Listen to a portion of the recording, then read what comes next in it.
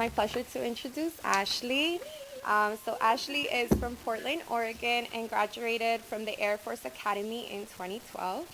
She spent 6 years in the Air Force as an aircraft maintenance officer, deploying around the world with a fleet of helicopters and writing short stories by flashlight at night. Ashley. I don't really write stories about the military, but earlier this year, taking a class with Stephanie Vaughn, and she encouraged us to figure out what's weird about us and then write about it. And so I wrote a story about that's military-esque. So, anyways, here we go. It's called Dear Jane. On a Wednesday night in the beginning of winter, November, when snow was just beginning to fall in Afghanistan, she got an email. Dear Jane, I know you hate me, but I saw you the other day. We were on patrol in Kabul, clearing houses. One of the guys on the team got shot. We medevaced him out to Bagram. We were there for a couple of days, waiting to see what would happen. I saw you in the chow hall. You were standing ahead of me in line, holding your tray, using tongs to put bacon on your plate, laughing with another girl. I would have recognized you anywhere, even in uniform. I froze and watched you, and then I walked outside into the cold and sat in our Humvee and waited for the other guys to eat and come back. I always thought if I ran into you, it would be in Albuquerque, at the grocery store on Indian School Road that we used to go to on Sunday mornings to buy chorizo and eggs and champagne, or at the ski shop outside of Coyote Canyon, where we would try on mittens and scarves and skis that we would never buy, mush around after each other across the carpet, or at the bar we liked in Old Town, our bar, or anywhere downtown. I envisioned crossing the street to avoid you, but never did I picture Afghanistan. Why didn't I say something? I'm kicking myself, but what would I have said? I'm back at Shank. It's a tiny little fob not far from you, 30 minutes by air. I've missed you. Bryn and I broke up. We're in the middle of sorting things out now. Jane stared at the laptop. She was sitting at a small desk inside her room, a cubby sectioned off by plywood, inside a vast, vaulted green canvas tent, splinted in the center and on the perimeter with metal poles. The floor was concrete. She could hear the intimate noises of the other women inside the tent, 9 others, breathing, scratching, whispering, coughing, peeling wrappers off of protein bars and eating secretly in the dark. Each cubby had a cot, a small desk, plywood walls or curtains made of tarps. One of the women had 4 children at home and couldn't hold her bladder long enough to make the walk down the hard-packed dirt road to the shower tent where the toilets were. Sometimes Jane could hear the funneled sound of the woman's pee hitting a plastic trash can, which would later be dumped outside in the wet, snowy dirt. Jane felt her heart ticking inside her chest. She felt fragile as a bomb, typing her reply. You got married on my birthday. She clicked send and plucked her keys from where they hung on a peg by her door, a sheet curtain nailed into the wood. She thought she might go for a drive. Maybe not. She walked back to her computer and typed another email. And for the record, when you're married, you're not allowed to say broke up. This is your 2nd divorce. What is wrong with you? Jane unzipped the tent and stepped out into the blackness. She withdrew a pack of menthols from her coat and smacked it against her hand, lighting one as she walked to the smoke shack, a wooden gazebo covered in green netting that had been built on a deployment some time before this one. Jane had been to Afghanistan twice, Iraq once. She worked at night when the planes were most active, landing and taking off, rumbling and quaking, their taxi lights like so many fireflies in the dark. She was a logistician for a fleet of gunships, big, gray-bellied planes with weapons poking out the sides. Bagram was a concrete palace, the perimeter outfitted with domed stadium lighting. The orbed lights were mounted in pairs to thrumming generators and trained outward like vigilant, unblinking eyes on the barren land. In the summer, sand swirled in the beams of light. It could have been snow. Every quarter mile, sleepy soldiers kept watch in tall-legged shacks like lifeguard towers. By day, the base teemed with contractors and civilians and NATO troops. There were 2 marketplaces where the locals could vend their scarves and pirated movies and charcoal paintings and colorful rocks. There were 7 chow halls that served 4 hot meals a day. This deployment had largely consisted of wandering in and out of the smoke shack, playing cards, sitting in the darkness, and watching the airfield. There had been occasional bouts of excitement. A mortar had hit one of their water tanks 2 months into the rotation. A mad scramble ensued once the bugle call excused them from their bunkers. Grown men were searching about on the taxiway for shrapnel to take home as war trophies, as if it was an Easter egg hunt. The mess was cleaned up by looters in less than an hour. Just last week, they'd been sitting on lawn chairs and sandbags just off the parking apron. A Russian airliner freighting cargo heaved itself off the runway, strained up into the sky, then fell backwards, straight down. The ground had quaked. It hit less than a mile away. Some people fell to their faces, others screamed. An investigation revealed loosely secured cargo. A Humvee had backslidden out of its straps, dragging the plane down out of the sky like a drunk fly with wet wings. One of the younger guys had nightmares about it. He would sleepwalk into other tents or else wake up yelling and carrying on. There was some concern that he might unwittingly use his weapon on someone in his sleep, so they took it away. He did not get sent home. The rest of the rotation, he watched each aircraft taking off, frowning and expectant, puffing away at a cigarette like a child on a pacifier. Wyatt, on the other hand, was a medic in the field. He accompanied SEAL teams in Green Berets out into unknown territory, wore 90 pounds of gear, wrecked around on foot or bumped along in ATVs. He'd been through rigorous water training, drowned in pools by other pararescuemen, gone on early morning runs in sand and dirt before the sun was up, lungs aburst, all to prove his abilities to survive, to prove he was a man. He was one of the last standing from 100 that had tried for combat medic. He earned a beret, and now he slept on dirt floors in caves and huts and cliff dwellings. She'd been dimly aware that he was in theater somewhere at the same time as her. It had been 3 years since she'd heard from him. In the months after they split, Jane would drive from her town in southern New Mexico 3 hours up the interstate to Albuquerque to see if she could catch a glimpse of him.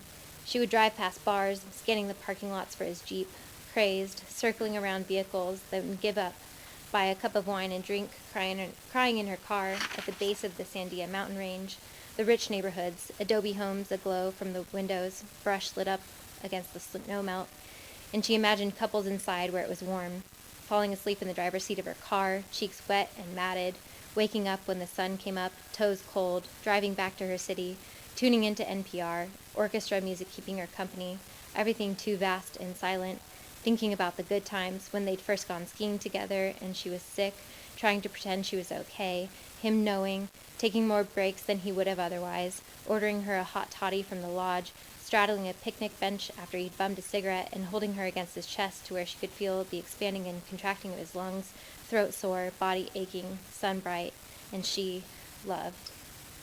When they lived in the same town, it was easy. He had his place and she had hers. He could stop by for an hour and they could do any number of things. Make love, have coffee, lay on the grass on a blanket in her yard. He could hang up a new photo for her, fix her shower head, talk about their separate plans for the day, come back together for dinner, discuss what had transpired.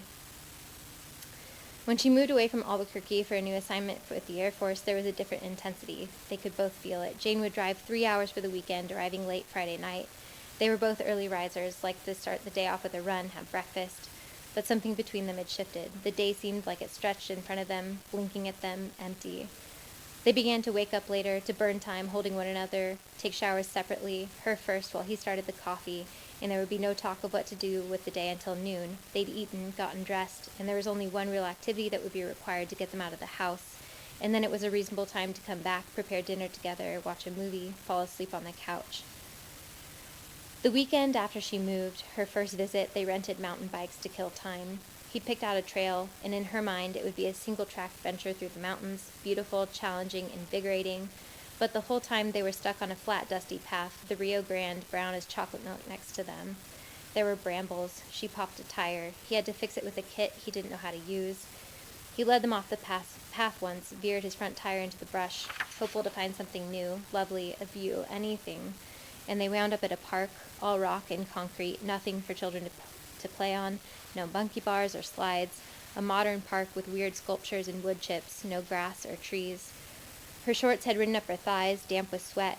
He was hungry. He wanted to take them back a different way, through Old Town, so they could eat. They wound up along the side of a highway, no cycling path. She had been expecting quaint shops, the sort of place set up for tourists. This was industrial. She rode along in a narrow lane on the side of a busy bridge not intended for pedestrian traffic, her handlebars bumping the metal railing as she hugged the shoulder as close as she could, cars whizzing past.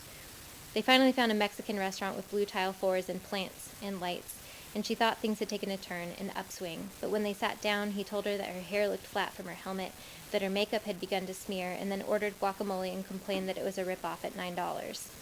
He was agitated, seemed like he might pick a fight with a waitress, and she told him quietly that she would just pay for it. It was then that she understood that something had died and would not come back. They split ways, and 3 months later, he called her up. He was sorry. He loved her. What had he been thinking? There were no women on earth like her. She was in the car on her way to Albuquerque that same night to see him. It was late when they met. Nothing was open except for a 24-hour Frederico's that sold greasy tamales and bad coffee. She didn't want to sit across from him in a booth, her thighs sticking to the plastic, the fluorescence bad for skin pallor. They couldn't go back to his house. He had a woman living with him, just a roommate, half the rent, but of course they'd had sex. Wine in close quarters would do that. Jane pulled up next to Wyatt in the Frederico's parking lot, and they talked in his Jeep, she in the passenger side, feeling a power rising up in her when he confessed his sins, and she forgave him. By the time they were through talking, his battery had died. Neither of them had jumper cables. They drove around town in her car looking for a store that was open. At 5 a.m., they found a Walmart and jumped his car and had sex in the back seat and then slept there huddled together for warmth. 6 months later, they'd split for good. That same year, he would take his new girl to the local courthouse where they would be married by a justice of the peace. She was lovely, blonde, with a slim nose, bright, smooth lips. The first marriage had been similar, papers signed on a lunch break, a shared ice cream at Dairy Queen after. It had ended in a year. The girl was boring. She seemed like the sort of girl who would work for charities, maybe volunteer at the local food bank, and fill up her time with solving emergencies for the poor. Jane's mother had said to watch out for a certain sort of man, the thrill seekers with dangerous hobbies like gambling or base jumping.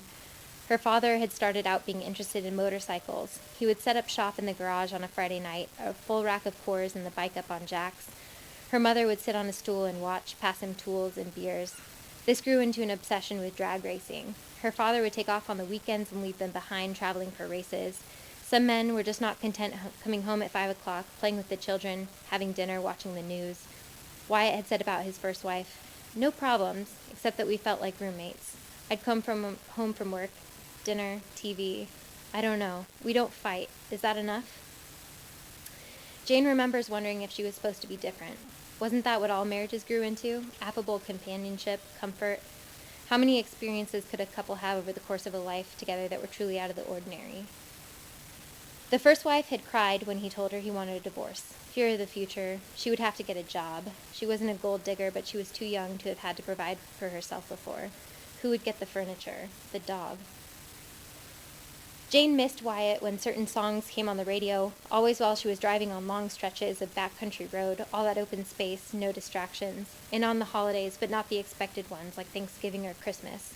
Much more likely on the 4th of July, or on Memorial Day when American flags were out and people were extra patriotic, full of goodwill towards the military. She would think of Wyatt coming home from a 9-month jaunt in a Middle Eastern country, stepping off the gray plane into the arms of a slim woman in a sundress.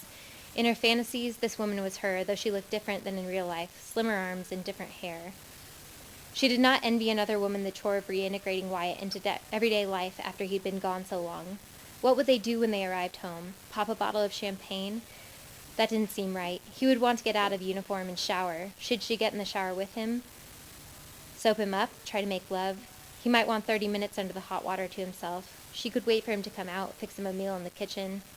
She wouldn't want him to think she was delaying. And the longer that he was home, the hours stacking up that they did not touch, the more awkward it would seem when they did try to come together. Tears pricked at Jane's eyes while she dragged at her cigarette. She ground at the glowing tip and stamped her feet, made to head back to her tent. His reply was waiting for her. "I want to see you. A caravan is headed your way tomorrow." Against her better judgment, she consented, and the next day they met at the Green Beans coffee stand near the passenger terminal on Bagram. Wyatt was the same, though older looking and more scraggly with his beard, but the same green eyes and jaw and 2 fake teeth that gleamed when he smiled. He'd earned the teeth boxing once upon a time when he was in high school and would go to a community gym on cold mornings, a warehouse with vaulted ceilings, chalk dust layered on weights and the foam floors, punching bags dangling from the rafters, a ring in the center. Even then, he liked the taste of blood in his mouth. Jane hugged him because she did not know what else to do. They got mochas and sat across from one another in a hard plastic booth like something at McDonald's. They spoke of nothing. She asked about his activity in the field, in so many words asked if he was okay, asked about his wife.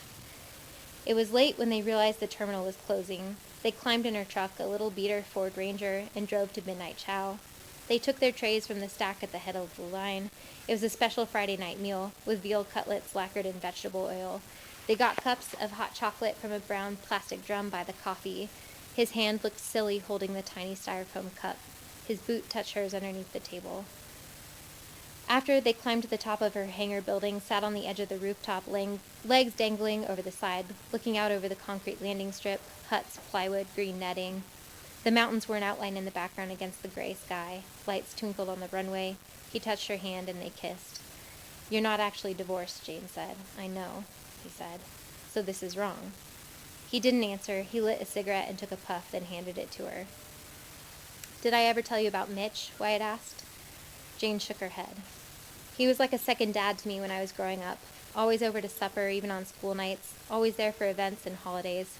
I didn't know until I got older, but Mitch was my mom's ex-husband." "And your father was okay with that arrangement?" "Well, they were drinking buddies. The day my sister was born, Mitch took my dad to the bar and got him hammered. Only thing he didn't like was on Thanksgivings how my mom would make a pecan pie without the pecans just for Mitch. Mitch didn't like pecans, only the gel part. It irked the shit out of my dad, but they all stayed great friends. Mitch was a good guy, just not a good husband. He never got remarried." "This is depressing," Jane said. "What I'm saying is, things don't always have to end badly between two people. Sometimes things just aren't right, and also there are all kinds of adultery. Better for me to end it now than to love another woman's mind more than hers." "We aren't doing this again," Jane said. "It's already started," he said. They went to an empty, forgotten tent and found 2 sleeping bags and zipped them together and undressed and laid together in the dark, staring up at the ceiling, which had cutouts of headless women taped together from magazines, breasts exposed in string swimsuits. They brainstormed what they would do together. When it got warm and they were still deployed, they would find a way to meet in Bahrain, run through orchards pluming with persimmons and pears and tangerines, and there would be juice and pulp in his beard. They would meet in Iraq at the abandoned palace of a long-dead sultan where an encampment had been set up. They would swim in the gold-plated Olympic swimming pool in the middle of a rainstorm, pretend they were going for a glorious swim at Hearst Castle, with wide lawns and an expansive view of the shore, whitecaps and sea dogs, cannonball into the water at night with their uniforms on, the pool ablaze with phosphorescence, and hear the slop of their waves in the drains. Then when they got home, he would leave Bryn for good, sign the papers, put babies in Jane, little sprightly urchins made of lava and cyanide, live as 2 gypsies encamped in country lanes, the moon ruling the weather and their moods towards each other. Jane asked Wyatt why he'd married her, the second wife. He said he did not think that it would last, had known it by the time they had scheduled a real wedding 6 months after the courthouse one, and that was why he had not gotten her pregnant, so it was okay. Bryn had not done so well as a war bride. She had a weak constitution and trouble with anxiety, and would wake Wyatt up in the middle of the night with phone calls complaining that the heat in the house didn't work or that a faucet was leaking, and Wyatt would yell he needed sleep before the next mission, and Bryn would cry and call him an asshole and hang up the phone. Bryn sent Wyatt postcards from the local gas station with handwritten messages saying that she had panic attacks in the night, feared the worst, visions of a bomb, a blast from a grenade. In the morning, Jane sent Wyatt off with a canister of coffee and a kiss. He loaded into his Humvee and was gone. She waited for an email. 12 hours went by. She sent him an email. It said simply, "Let me know when you get back." She wouldn't learn until days later, after several more emails, many phone calls, researching the people in his unit, scanning the military police blotter, that Wyatt's caravan had come under assault. His body was already being sent back home, back to his wife. The rest of her deployment, Jane will look out over the desert scape, so much like the craggy, dry mountain ranges of New Mexico, the clay-stained, gloaming sky, desert baking orange like a brickyard, sage and smelt rising up out of the ground, the sun all gladness and brilliance. She will see the dust in Wyatt's beard, his last pluming steps before his whiskey blood soaked the creosote earth, formed new erosions in the sand and brush, her scraggly medicine man, his big red beard, grenades strapped across his chest, a pouch of triage supplies slung across his hip. Part of his body would always belong to this land of sinkholes and caves. He'd wanted his head to lie due north, his feet due south, always one for poetic gestures, even in death. Good God, how she hoped Bryn knew that. But what could she do about it? She could curtsy the moon for good luck, fall on her knees, and chant during the hour of prayer, deep moans from her belly. On the day he was buried, his wife would be in a black dress, a long tailored coat to ward off the cold, Big glasses disguising grief that not many people would know about, thoughts of divorce as cannons were volleying, rifles firing, and she, Jane, forever trailing on this man's stardust, would be a watcher of time, nursing and suckling on memories like a wounded child, thinking back to when she and her lover were mummified next to one another in sleeping bags on a bunk bed in Afghanistan, the sky exploding around them, their attention channeled into a vortex, a microcosm, a black hole, holding one another until a magma sprouted from the deep below the Earth's crust, a meeting of tectonic plates, everything collapsing in on itself, leaving her alone, clutching at her chest, an emptiness that had fangs, because no one else would know to dip the pad of his thumb in his glass of wine and draw a line of red watercolor across her forehead, down her nose, the gash of her cheekbones, anointing her. And she would long for the evenings as a child, after dinner but before bed, the long summer hours when she would roller skate around at dusk in the friendly half-lit cul-de-sac, and everything was